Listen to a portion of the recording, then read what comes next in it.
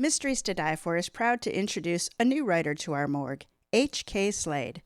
H.K. writes cop procedurals and has crafted a new Detective Friday Hampton story just for your entertainment.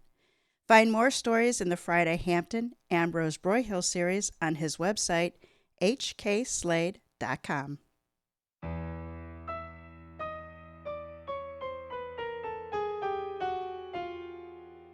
Welcome to Mysteries to Die For. I am TG Wolff, and I'm here with Jack, my piano player and producer. This is a podcast where we combine storytelling with original music to put you at the heart of a mystery. All stories are structured to challenge you to beat the detective to the solution.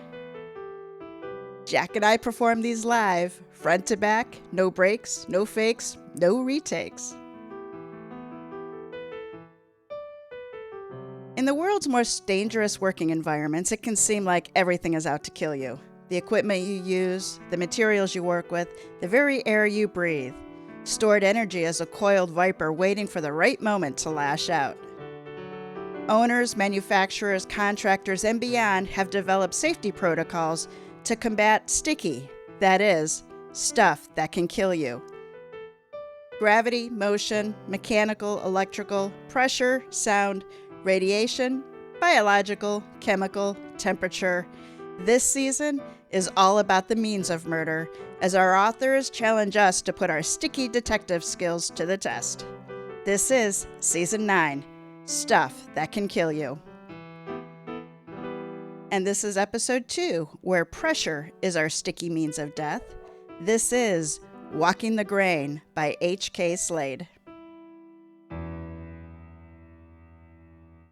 Well, I don't know about you fellas, but when I think of grain, I think of a good old-fashioned guitar. I thought you were going to go for banjo. See, I dabble in acoustic guitar, so when I think of guitar, I think of Spanish guitar. I don't think of grains. Do you get notes this high on your guitar? No, but sometimes they sound like that. Well... It just depends how good my fretting is that day. Ooh, well, that's a nice low note. That is a nice low note.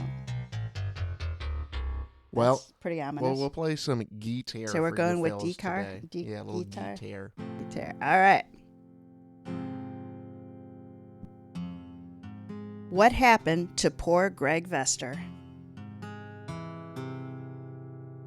Detective Friday Hampton pulled onto the farm road, her departmentally issued hybrid sedan bouncing and jouncing over the muddy ruts.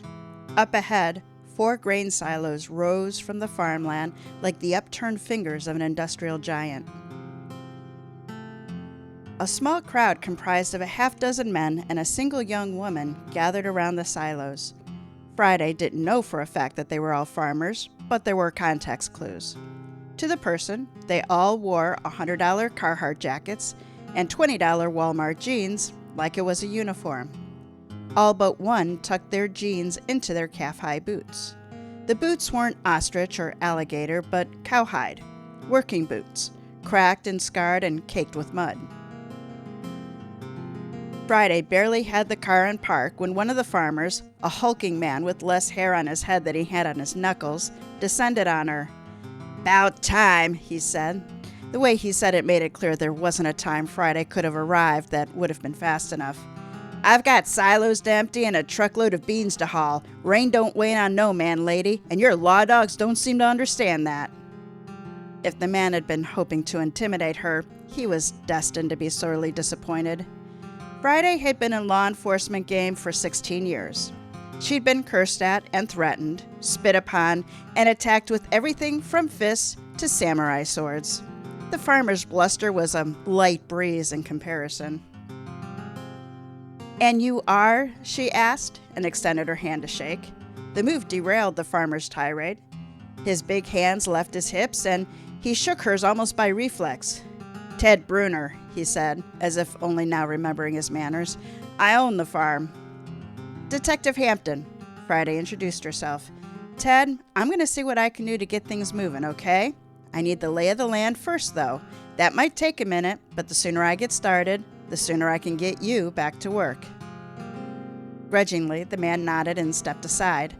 Friday bypassed the onlookers and slipped under the bright yellow crime scene tape. A young patrol officer rushed over. "Hey!" he shouted. "You think that tape's a suggestion? Get back on the other side before—" Another older officer put a hand on his shoulder and the kid sputtered to a stop. "That's Senior Detective Hampton, you knucklehead," Sergeant McClure toward the rookie. "Sorry, Friday. He's still learning to drive and drink coffee at the same time." Friday smiled, thinking about her first crime scene all those years ago. "Direct copy. Have you got something for me?" The sergeant dispatched the rookie back to his post and waited for Friday to follow him. Up close, each silo was a towering cylinder. Ladders ran up the side of each of the structures. As she and the sergeant circled to the far side of the middle silo, Friday saw where a toolbox red grain conveyor ran from the base of the tower up to an awaiting tractor trailer. "Got called about an hour ago," McClure said, "about 10:15. Seems pretty straightforward, but I've never had one like this before. Could just be an accident, but I figured it would be better to have you look at it." A small opening, barely larger than a pizza box, was set into the base of the silo. On a tarp beneath the port, and beside the basket end of the conveyor, lay a man. No, a boy really, covered in beige dust. Scattered around him were piles of raw soybeans and spent medical supplies, the detritus of the paramedics' efforts to save the boy's life. Unsuccessful efforts, Friday noted. "Good call, McClure," she said as she worked her hands into a pair of bright purple nitrile gloves. "It's a new one for me, too."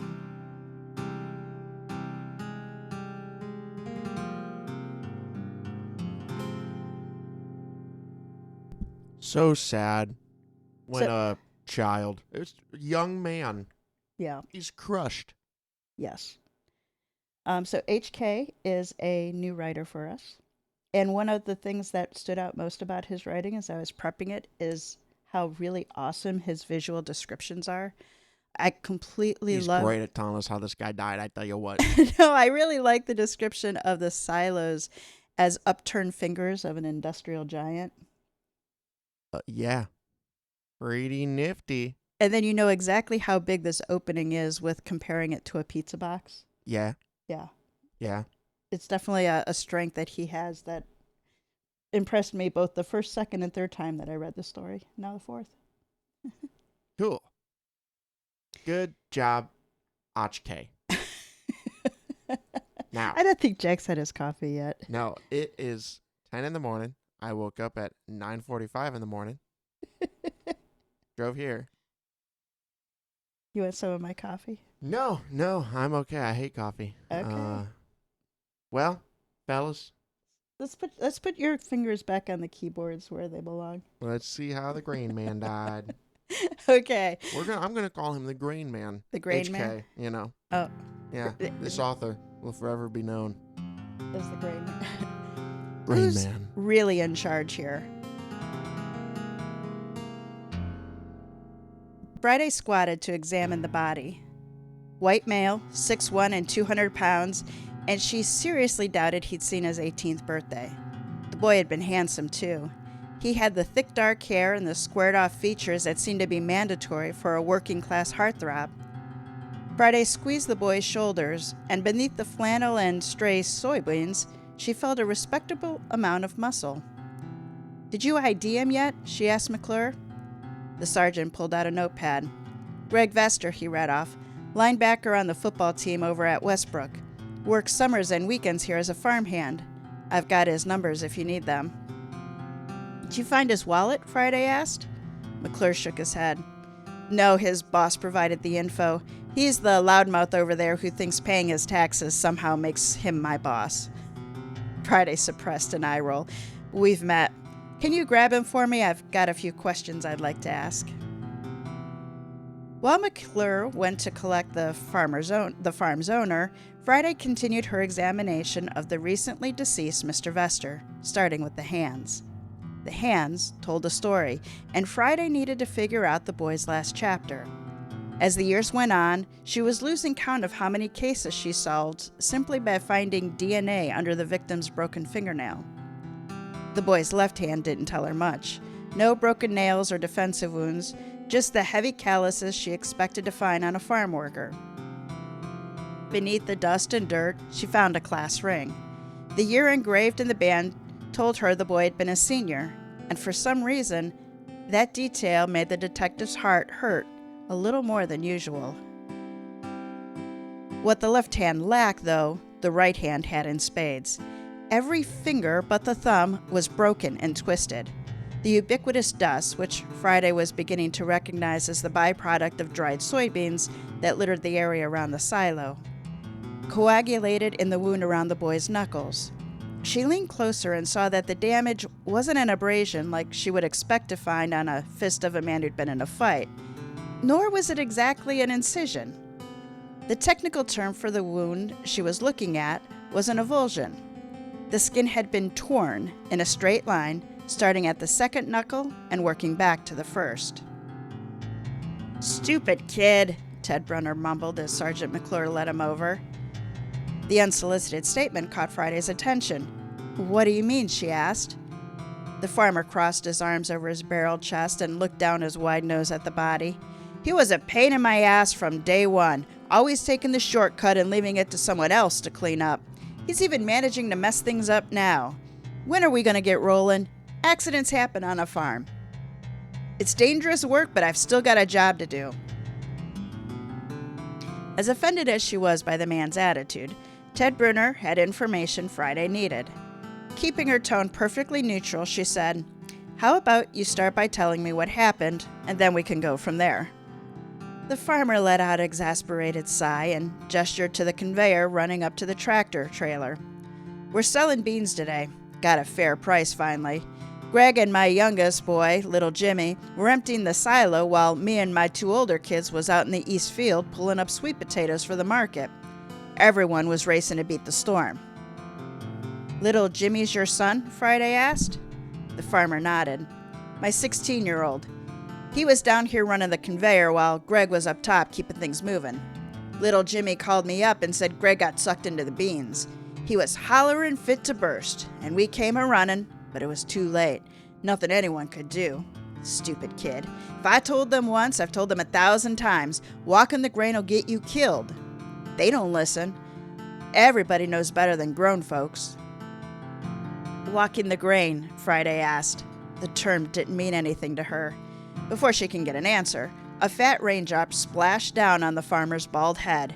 He swiped at it and then looked at his hand as if examining a crucial but inconvenient piece of evidence.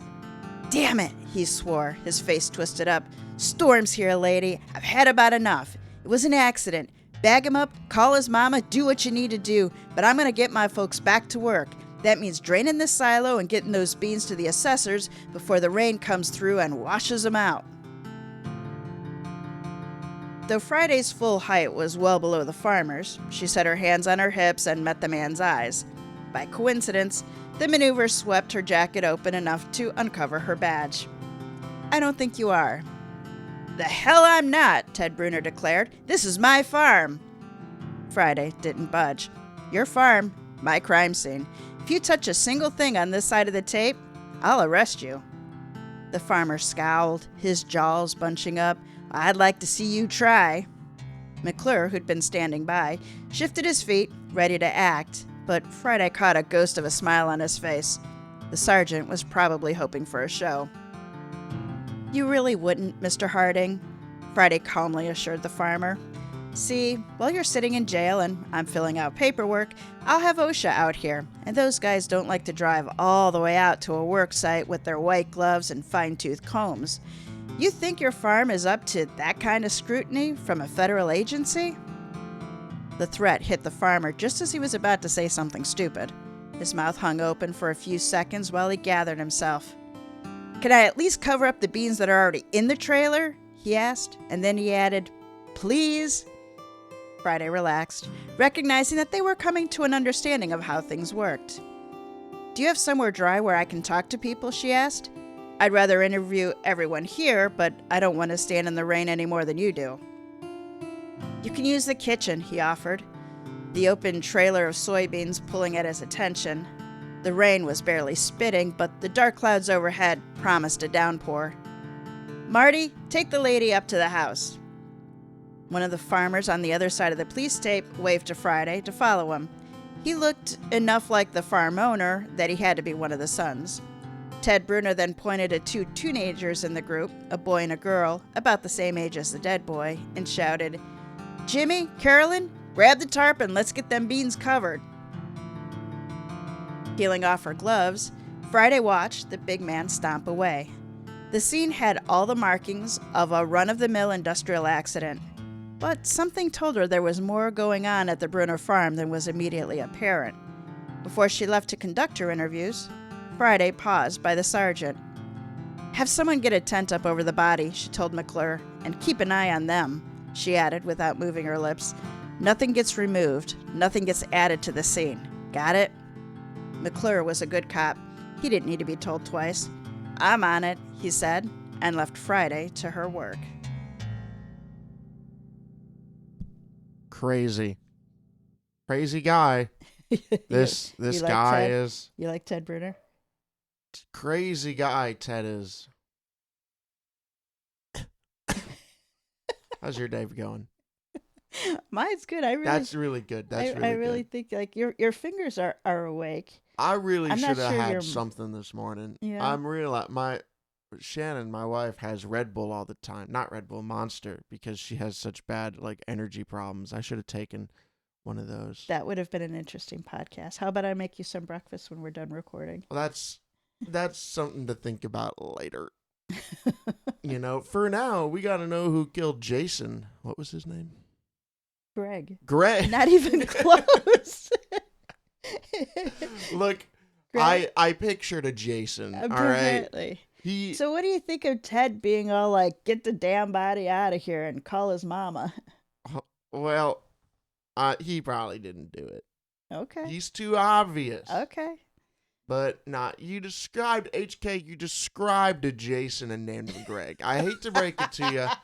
You crafted this beautiful Jason and was like, this is a Greg now. To the point that I was like, I don't even feel Greg in my heart. It's all Jason. It's all the J-boy right there. All right, let's learn more about walking the grave. Yeah, tell me more about Marty Brunner. Marty Brunner was everything his father was not. Although the eldest son had his dad's size and any hair on his scalp was just a suggestion of a wisp, Marty was more of a gentle giant than a blowhard. He led Friday to the farmhouse, careful to steer her around the muddy patches peeking through the sparse gravel driveway. "Sorry about Daddy," he said. "Farming these days has thinned the margins, and that crop can be the difference between a good year and a lean one for the whole family." "I understand," Friday said reflexively. But she didn't, not really. Being a cop had its hardships, but she never had to worry that too much or too little rain might put her in the poorhouse. "Can you explain to me what walking the grain is? Your dad mentioned it like I should know." Marty scratched his bushy beard. "No reason you should unless you work on a farm. See, the beans can sit in a silo for a while, drying out and waiting for the market to pick up. When we go empty the silo, we drain it from the bottom." Friday looked back across the police tape to where two officers and a crime scene tech were hastily erecting a tent next to the silo. Her eyes fell on the pizza box-size opening she'd noticed before. "That opening by where the body is?" she asked Marty Brunner. "That's the one." He led her up the steps to the side door of a very pleasant farmhouse. Marty kicked off his work boots and left them on the porch. Friday briefly considered removing her own shoes, but as a rule, cops did not like to go barefoot on the job. Instead, she scrubbed her shoes on the doormat until she was relatively certain she wouldn't track mud into the house. Marty continued its explanation. "There's an auger inside the silo that feeds the beans out onto the conveyor. But sometimes the beans wedge in against themselves and they won't drop down into the auger. You gotta get up top and bust them loose with the long paddle. It sounds easy, but if the blockage is on the far side of the silo, you gotta reach way out, really putting your back into it. He mimed the action, as he explained, grabbing an imaginary pole and jabbing it down like he was trying to harpoon a whale. "It's hard work and it takes time," he said. "Sometimes it's easier to go inside the silo and walk on top of the grain. Most times you don't even need a paddle. You kick around until everything busts loose. That's walking the grain." A puzzle piece slotted into place, but Friday didn't quite know what the picture was going to be.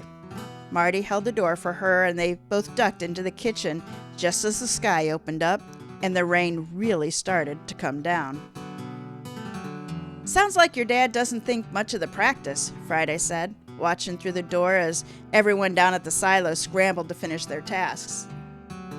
The young officer who stopped her hung his head, unable to leave his post to get a raincoat. He was drenched in seconds. Then there was a long oak table in the middle of the kitchen, and Marty gestured for Friday to take any seat she'd like. Daddy done it plenty back in the day, but he didn't want any of us walking the grain. "Why?" she asked as she sat down and flipped her notebook open to a fresh page.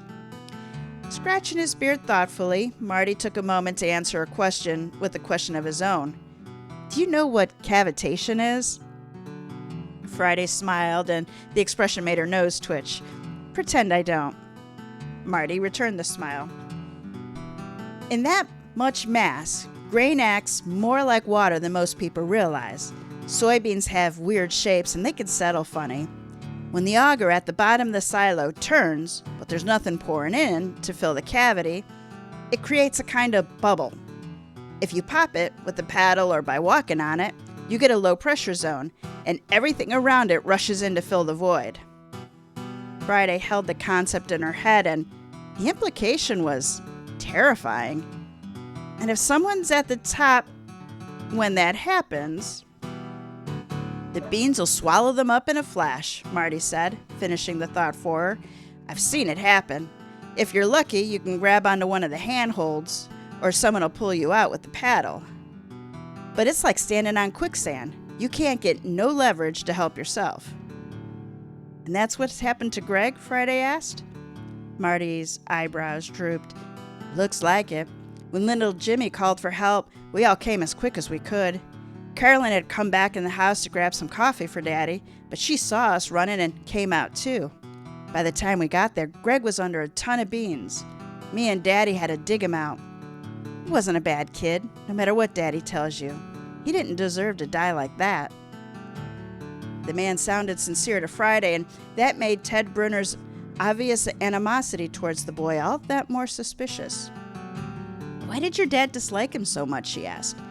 "And why'd he let him work here if he was such a pain?" Marty shook his big head and swept his arms apart like he was an umpire calling a runner safe. "He wasn't a pain, not most times. Greg was always in a rush to get work done, if you know what I mean, but when he was working, he did just as much as anyone else. Daddy's sour because Greg broke up with Carolyn last week. He loves me and little Jimmy, no doubt, but she's always been his little princess, and he didn't take kindly to Greg dumping her for Samantha Jones a month before the prom." Samantha Jones. Friday jotted the name down. "I imagine Carolyn didn't like it much either." Nodding in an exaggerated manner, Marty said, "You are correct on that point, ma'am."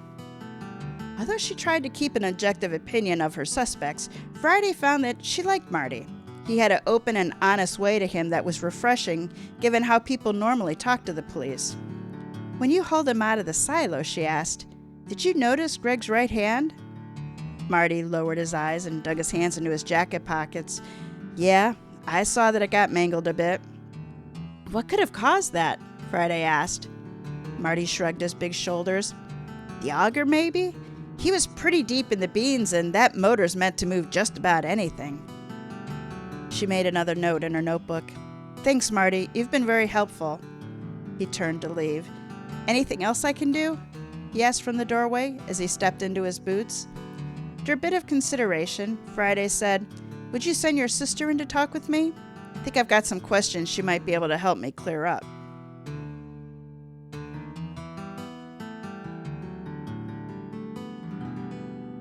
That was pretty. Why, thank you. I noticed are you still in guitar mode? Yeah, this is Steel Guitar 2, number 199. Nope, number 119. That's pretty. On this Casio piano. The AIX sound source. So what do you think of Marty Brunner?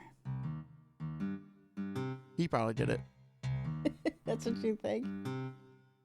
Marty Brunner's a nice kid. You know, he was all happy-go-lucky for all involved. And he's sad about the death. Yeah, he murdered the guy. I don't know what to tell you, but Gary died. Greg. But Greg died for nothing. I wonder if by the end of the story you'll remember that his name is Greg. Look, HK described a perfect Greg and then gave him described a perfect Gary and then gave him the name Greg. The joke doesn't work. I screwed it up before I could even start it. Damn it. Just put your fingers back on the keys. I thought I was pretty close with it. You were. Close. I think Marty's a murderer. Okay. You know what they say, murder Marty. Yep, that's the saying. A femme fatale in blue jeans. Fortunately for the girl, Caroline Brunner dodged the broad nose and high forehead that seemed to be the hallmark of the Brunner men. Her long blonde hair was pulled back in a messy French braid, and even though she was soaked from the heavy rain, the girl looked like she could have walked off the cover of a facial cleanser ad. She stepped out of her muddy boots at the door and dropped into the chair opposite Friday, her lower lip thrust out in a pout that made her look even more like an adolescent model. "What can you tell me about the body out there?" Friday asked, cutting to the chase. "He was a liar and a cheater, and I'm glad he's dead." The girl said it so quickly and with so much intensity that it took Friday aback. It wasn't usually that easy to get suspects to admit to a motive, but when she looked at Carolyn, Friday saw the tears welling up in her powder blue eyes, and her initial assessment was that the girl's anger was genuine, but also a front for something deeper. Purposefully donning her own mask of cold detachment, Friday asked, "What do you think happened to him?" The first tear spilled down the girl's heart-shaped face. "He was walking the grain like a damn fool and fell in. He was probably in a hurry to pick up his new girlfriend and get her hooves trimmed." Another tear trickled down her cheek. The girl was putting on a front all right, and it was on the verge of crumbling. Friday realized she had to switch gears and approach the next topic carefully, or Carolyn was going to fall apart. "You and Greg used to date, didn't you?" Friday asked with as much sympathy as she could muster. At the mention of the boy's name, the floodgates broke and the tears started to pour in earnest. He, the girl stuttered. "He was my boyfriend for almost a year. We broke up last month because he said he needed to grow." "Well, that's bullshit. He just needed to get with another girl before he went off to college." Friday tore a paper towel from a roll on the kitchen table and handed it to the girl. Carolyn blotted her eyes, and Friday tried to remember what it was like to be a 17-year-old in love. "As far as what happened today," the girl said, changing the subject, "I don't know. Daddy and Marty just started running toward the silo and I followed. I knew what happened even before we got there. I just didn't know if it was Greg or little Jimmy. Marty went up the ladder to check on the boys while Daddy and I shut down the auger and the conveyor. But it was too late. I knew they were going to be pulling a body out. I just didn't know who it was going to be." They sat there for several minutes. The only sounds in the house were the drumming of raindrops on the metal roof and Carolyn's sniffles and snuffles. Friday gave her time, and it wasn't entirely out of sympathy. One of the most useful tools in an investigator's toolbox was the tactic of shutting up. It was amazing what someone would say to fill a moment of quiet. Friday let the silence fill the room like a big, yawning pit, all in hopes that Carolyn would blunder into it. And the girl did not disappoint. Carolyn blew her nose into the paper towel. "I guess Samantha's going to have to find a new date for the prom, isn't she?" she announced, and then let a sad, forced chuckle before burying her face in her hands and weeping like a baby.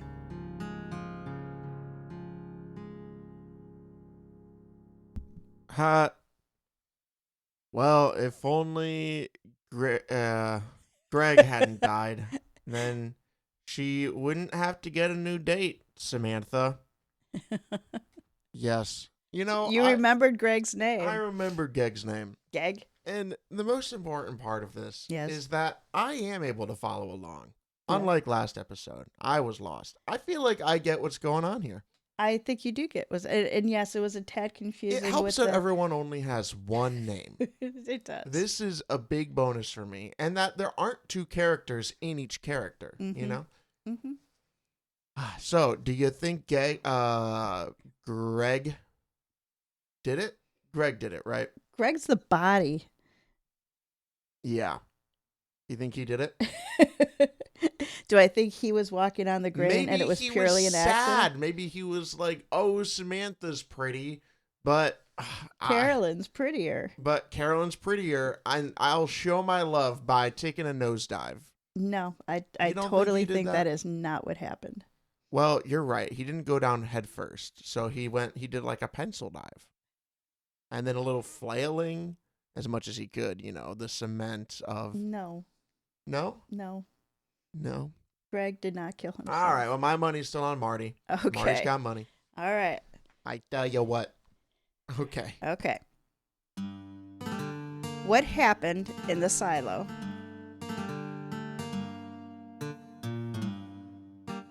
Little Jimmy Brunner collapsed into the kitchen chair like a robot with a dead battery. While the rain made his sister look like she stepped out from a refreshing shower, it made Jimmy look like a half-drowned puppy fished from a sewer drain. He stared right through Friday, his focus on something 1,000 yards distant. Friday cleared her throat in an effort to bring the boy back to the moment. When that didn't work, she went with a different tactic. "Did you forget to take your shoes off?" she asked, hoping to shock the boy out of his stupor. Jimmy blinked dumbly. "What?" "Your boots," Friday said, and pointed to the trail of muddy footprints on the tile floor. "Your brother and sister took theirs off before coming inside. I figured it was some sort of house rule." Without a word, the boy kicked off his boots right at the table. While the soles were caked in mud as his siblings had been, the shafts of the boots were relatively clean, the pant legs of his jeans having absorbed the brunt of the day's muck. It made Friday wonder if the boy was just careless or if he didn't think enough of his cheap jeans to tuck them into the tough leather boots. "Can you tell me what happened this morning?" Friday asked. "What happened to Greg?" Jimmy swallowed, then looked Friday in the eyes for the first time. "We were draining the silo. Daddy put us two on it because we're a good team. He said we could load a trailer quicker than anybody but him and Uncle Billy. Greg went up the paddle to feed the auger, and I stayed down and kept an eye on the conveyor." Friday made a note and asked, "Was that how you normally do it?" The boy shrugged as if too exhausted to do anything more. "Usually? Sometimes I'd climb the silo, but Greg was a little quicker, and he was in a hurry this morning."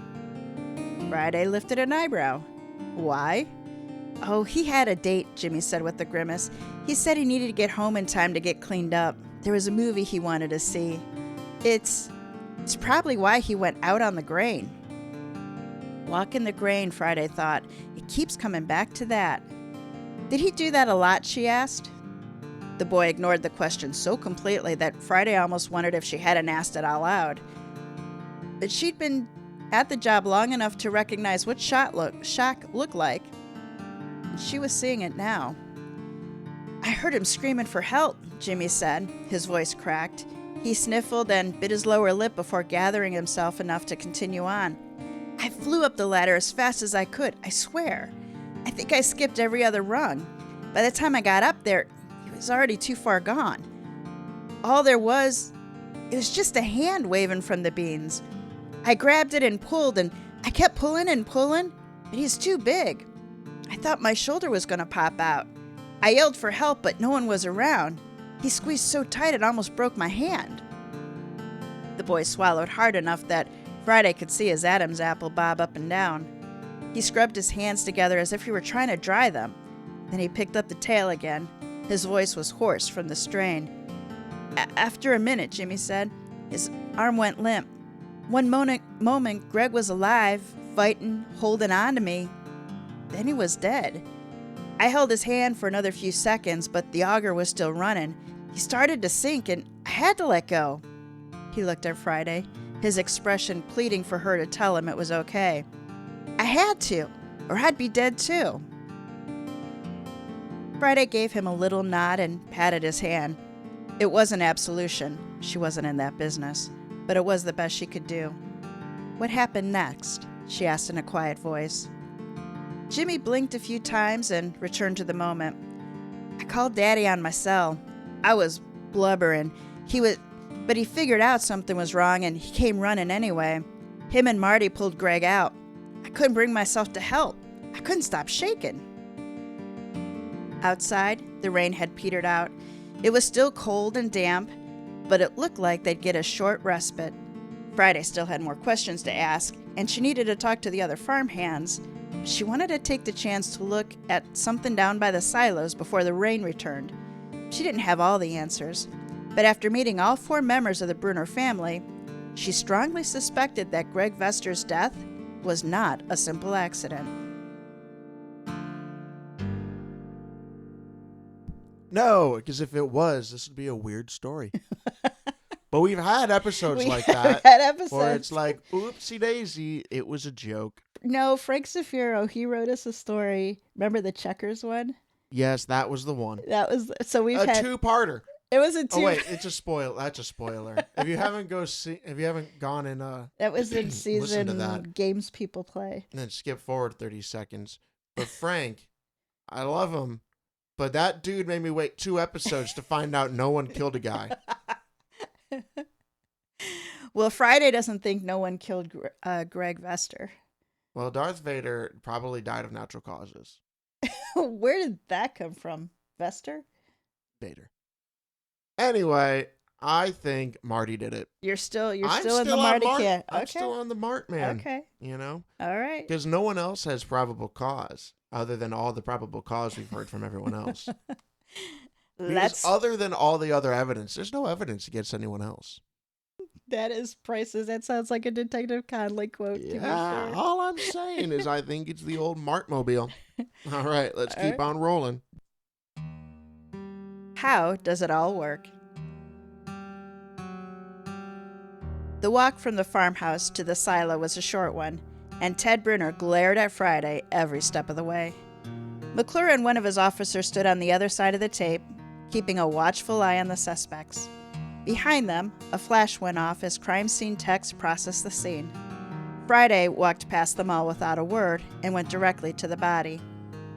Now that she'd met the whole Brunner family and understood a bit of how the farm worked, Friday recognized that Greg Vester had been an outsider, as different from the Brunners in his own way as Friday was herself. There were variations in feature and build and subtle differences in the way he dressed. If the boy had a Carhartt jacket, it was missing. He wore blue jeans just like everyone else on the farm, but his were brand name, a crease ironed in so deeply into the Wranglers that it left a faded line running down the front and back of each pant leg. Speaking of pant legs, Friday noticed that Greg wore his over his boots, the same way Jimmy did. Could have been a coincidence, or it could have been fashion for boys that age, or it could have been something else.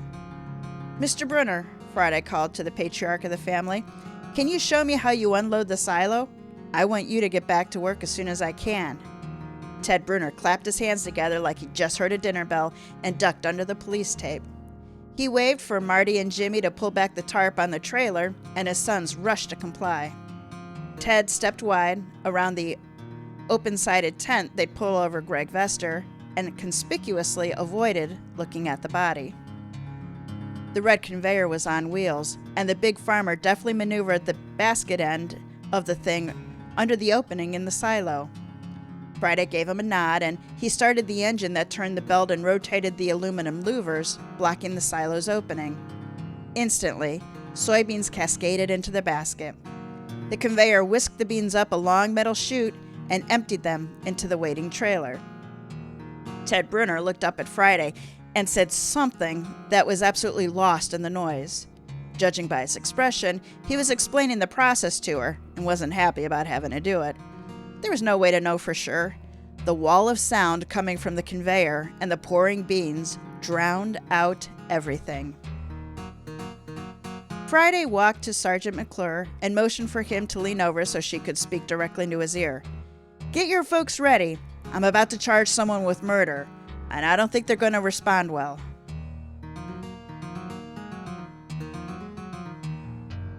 All right, Jack, we have reached the deliberation. Marty all the way, guys. Marty all the way. All right, so Detective Friday Hampton has heard and seen enough to know that Greg Vester's death was not a tragic accident, Not in the but slightest. murder. She needs our help to separate the beans from the hull. Yes. Here are her suspects in the order we've met them. Who killed Gary Jason? Greg Vester. Gary Jason Vader. Ted Brunner, the farm owner and family patriarch. He's a dick, but he didn't do it. Marty Brunner, the eldest son. Yes, Marty. Little Jimmy Brunner, the younger son. Poor boy. And Carolyn Brunner, the daughter who was dumped by Greg. Just an innocent bystander. All right, so here is what Friday has learned. Greg and little Jimmy were assigned to empty the soybean silo. Greg worked up top, using a paddle to move the beans. Jimmy worked on the ground, manning the conveyor. That he did. Greg was a good worker, but tended to hurry. Jimmy reported Greg was rushing because he had a date. Greg and Carolyn had dated for over a year when Greg called it off. He was taking a different girl to prom. Oh, Greg Jason Dinner. Dinner? Whatever his name is. Ted was annoyed with the dead man for derailing the work of loading the beans and is dismissive of the accident. He claims Greg was not a good worker. Greg was a great worker. Marty was saddened by Greg's death. He countered his father's statement about Greg, saying that his attitude was more about Carolyn than Greg. Interesting that Marty would say this. Carolyn was angry with Greg about breaking up and says she isn't sorry he's dead. Then she began to cry. So maybe she lied. Jimmy was in shock, moving robotically and unable to focus. Jiminy Cricket. Ted and Marty were working in the sweet potato field. Carolyn was working with them until she was sent into the house to get her father's coffee. She came out of the house to see her father and Marty run into the silo. Well, I guess that makes her the only one not accounted for. According to Jimmy, he heard Greg shouting and climbed up to the top of the silo. Greg was in the beans with only his arm out. Jimmy tried but couldn't pull the bigger man out. Jimmy called out, but no one was around, and then he called his father on a cell, but Greg was fully under the beans by then. Under the beans. According to Ted, when Jimmy called for help, he and Marty ran to the silo. By the time they arrived, Greg was under the beans and not responding. Yeah. Greg and the Brunners were dressed similarly in flannel, denim, and good work boots. Greg and Jimmy wore their pants down. The others tucked their pants into their boots. Greg wore brand name clothes while the Brunners were less expensive. Okay. Greg's body was intact with the exception of his right hand. His fingers were broken and his knuckles had a straight line tear across two knuckles. And what was that caused by? It didn't say. That was just Friday's observation that wasn't his it hand was suggested that it could have been the auger? She asked if the auger, you're right, she asked if the auger could do it, and Marty said that the auger was strong enough to move just about anything, so it was possible. Marty said it, you say? I don't think we were ever told, or maybe they didn't know how far down in the silo. I'm using my hands to show Jack, like, how, whether I he was like, a foot under the beans or like, 10 feet down. Like, we don't know that. Okay. The silo and the house are relatively close, with the sweet potato field being farther away. Uh-huh. The silo emptied at the bottom by an auger that pulls the beans down and feeds them through a square opening into a portable conveyor that lifts the beans into the truck. Sure. The engine running the system was loud enough to make talking impossible. And that's at the bottom? Yeah. Okay. If the beans bind up, the man working up top uses a long paddle to break it up. Not uncommonly, the top man may go into the silo to better reach with the paddle or kick the beans free. Oh, it was Jimmy.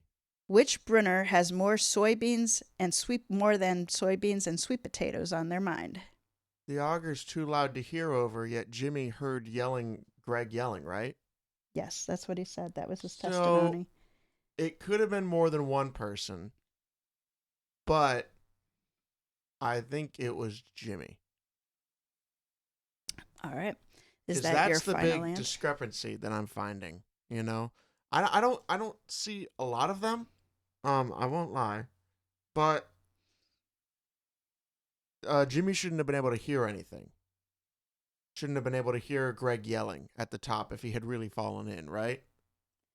Well, certainly Friday couldn't hear what Brunner was saying when he was was right standing next just to a him. foot away from her. So Jimmy might not have been doing it alone. He might have had some help from Carolyn or Marty, but I'm going to go with this a one story. Not a one story, a one suspect murder. All right, so you're going with Jimmy? Yeah, it doesn't.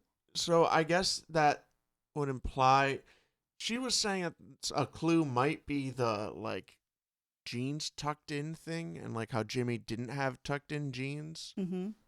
I have no idea what that clue is, if it is one. But, you know, that's another thing that relates Jimmy to the whole situation. Carolyn didn't have an alibi because she was inside. So there's a chance. That's correct. Ted and Marty were in the sweet potato field together, so they're basically alibying each other. Yes. Jimmy doesn't have an alibi. And He Carolyn, just says he was there, and Carolyn doesn't have an alibi. right. So if it was two people, it'd be Jimmy and Caroline, because she could have just gone up there, you know, knocked him in, and then, you know, he goes up there, and she runs to the house to make it sound like whatever. I don't really know why they need to do that, unless there's a part I'm missing, or it's like, oh, well, Jimmy couldn't have pushed him in because of yada, yada, yada, so someone else had to be up there. There's that part, then I'm missing it. But if it's two people, it's Jimmy and Carolyn. If it's one person, it's Jimmy. I do not really know the wound on the hand. Which, by the way, that means there's bloody beans in there. That probably ruined the whole thing. I bet there's listeners out there now who are. But like bloody beans. Okay, you're gonna that get hooked sounds up like on a bloody British beans. dish, you know? Like I'm gonna see if there's a recipe for bloody beans and post it. I don't think we need to do that. Okay, so what are you going with? The I'm twosome going- or the onesome? I don't know. I'm going with whichever one's right in the end. Jimmy at the least. Jimmy at the solid. least. Okay. Yeah. Before we jump into the solution, reminder that Jack and I are working hard to get our social media off the ground. Check out our Facebook at M2, the number 2, D, the number 4 podcast, M2D4 podcast. For the posts on our show, postings about the different authors, about the episodes. And then check out our Instagram at Mysteries to Die For, all spelled out. And make sure you explore our website, m2d4podcast.com. All of our episodes are on there, links to our authors and anthologies. It's a good website. I know. I built it. Just kidding. All right. Jack, it is time to sort things out.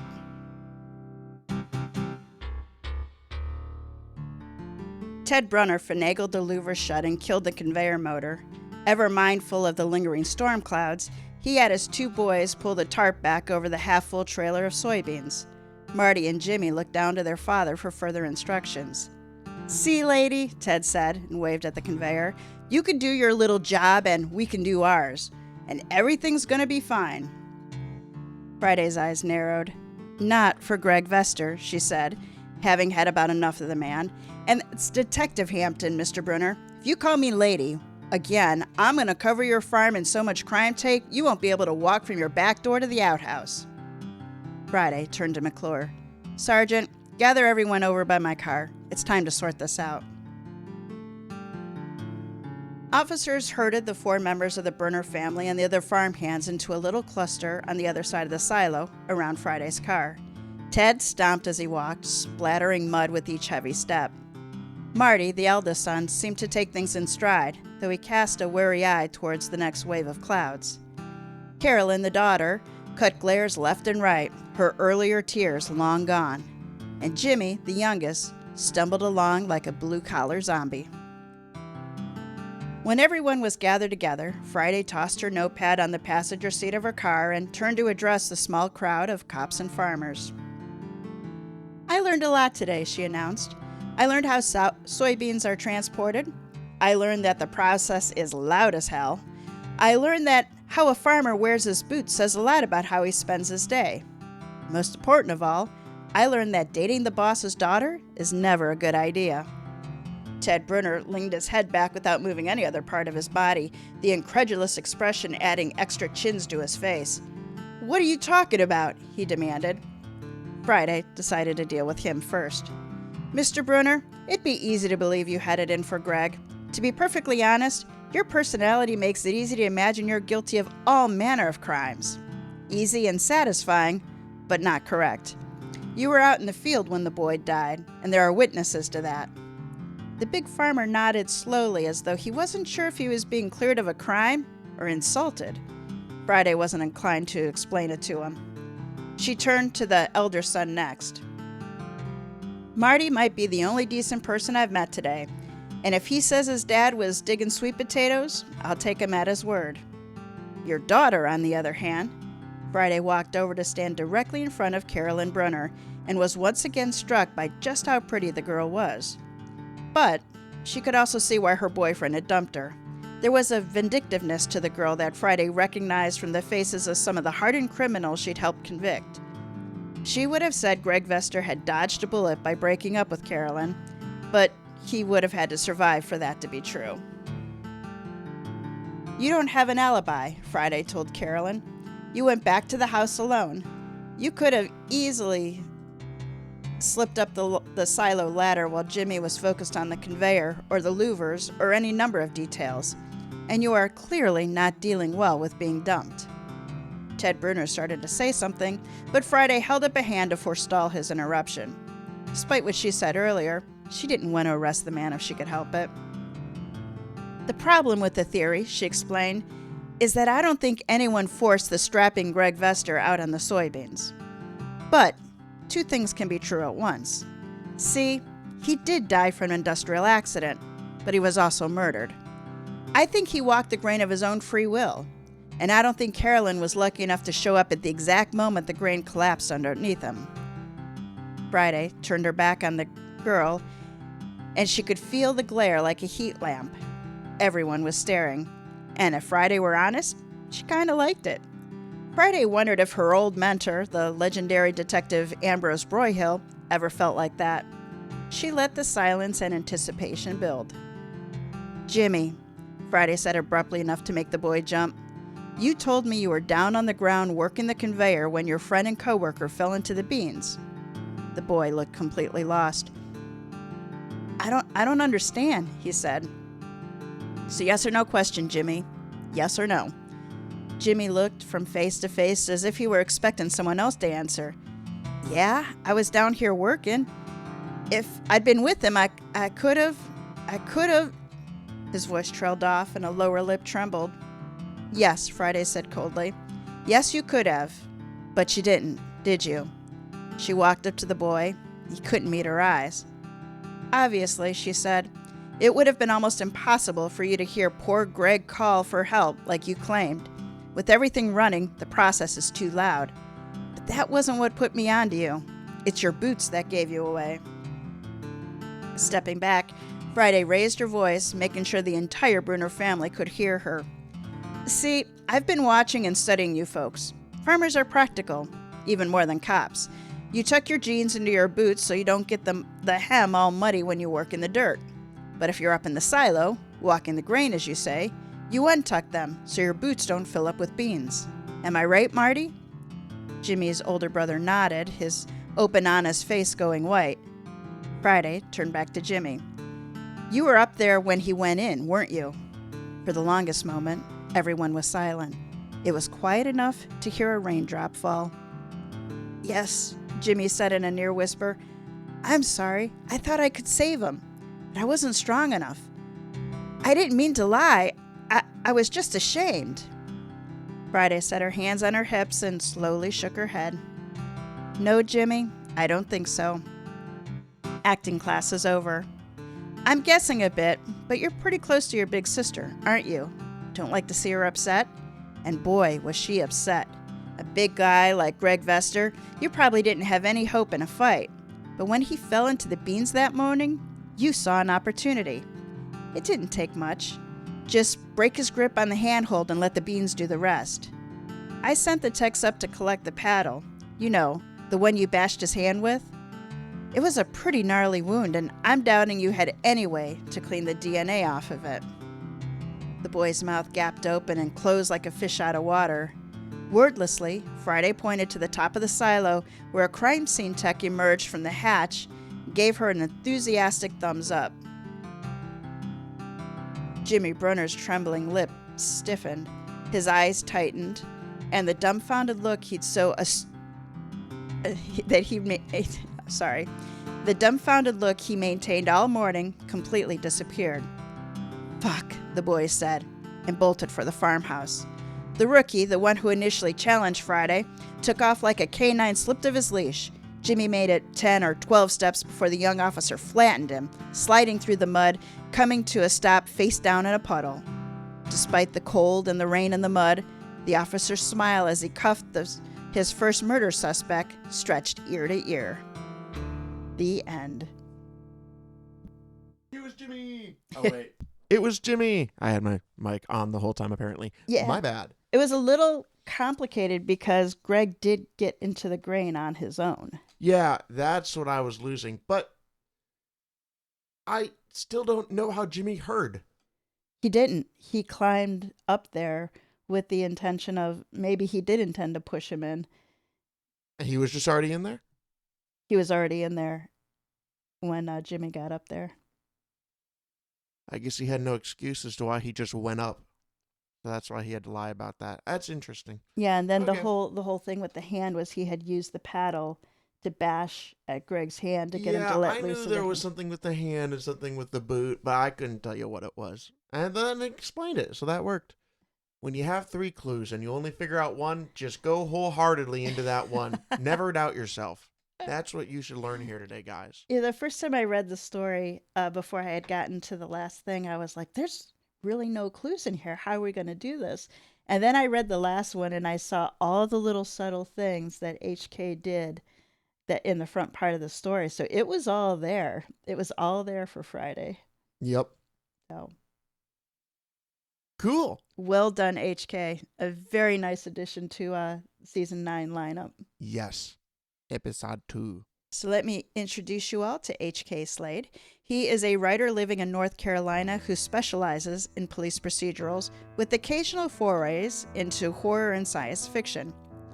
When he's not writing or playing with dogs, hey, it sounds like our house, he spends his time designing an elaborate custom game each year for Halloween. You can find more of Friday Hampton's adventures in Mystery Weekly, Black Cat Magazine or Black Cat Mystery Magazine, Black Cat Weekly, and Ellery Queen Mystery Magazine, and multiple anthologies, soon to be one of our anthologies. You can also find links to his story on his website, hkslade.com. Oh, you know what, Jack? I think I forgot to fill out the rest of the script here. Well, that brings us to the end of the show, and it's going to be a fast end because I didn't write it. All right, Jack, take us out. Don't forget our social media. We're pretty cool over there. I'll be honest, I've been forgetting to post. It's my fault. I'll make better on it. Anyway, do we really want to just end like that? Not on a dissonant note. I think you need to play a little more.